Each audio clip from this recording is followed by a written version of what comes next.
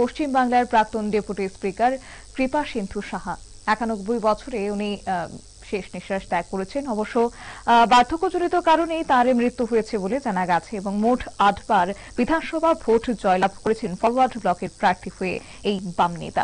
জানবো বিস্তারিত আমাদের সঙ্গে যুক্ত হয়েছে প্রতিনিধি সোমনাথ মুখোপাধ্যায়। সোমনাথ, কি জানতে পারছো? দেখো, বলা পারে বামেদের আরেকটা নক্ষত্র পতন। ফরওয়ার্ড ব্লকের প্রবীণ নেতা কৃপা সিন্ধু সাহা কিন্তু আজ সকালে নিজের বাড়িতেই মারা গেছেন বলে তার পরিবার সূত্রে জানা গেছেন। উনি দীর্ঘদিন যখন পশ্চিমবঙ্গে বামেরা শাসন ছিল উনি কিন্তু ডেপুটি স্পিকারের পদ সামলেছেন, বিশেষ করে জ্যোতি বসু যখন বাংলার মুখ্যমন্ত্রী ছিলেন। পাশাপাশি উনি কিন্তু ৬৮ সালে প্রথমবার বিধানসভা জিতে আসেন ধনীখালি থেকে। তারপরে মাঝে ২ বছর বাদ দিয়ে উনি শুধু টানা এক কথায় ৮ বারের বিধায়ক ধনেখালী।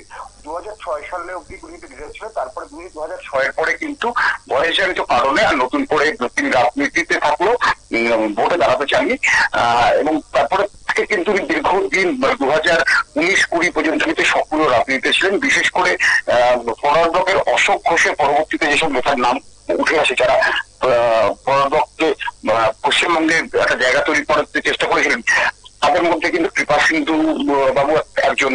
অবশ্যই তার নাম কিন্তু প্রথম সারিতে আসে। তার মৃত্যুতে ইতিমধ্যে তৃতীয়াংশে শোক প্রকাশ করা হয়েছে, ফরওয়ার্ড ব্লক থেকে কড়াই হয়েছে। তার মৃত্যুতে কিন্তু শোক প্রকাশ করেছে বাংলার মুখ্যমন্ত্রী মমতা বন্দ্যোপাধ্যায়। ধন্যবাদ।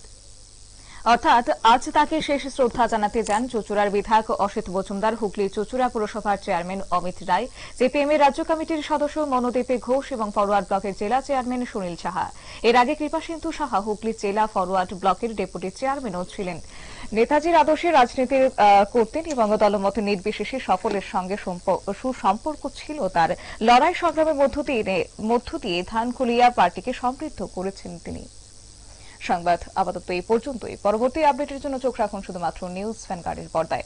নমস্কার।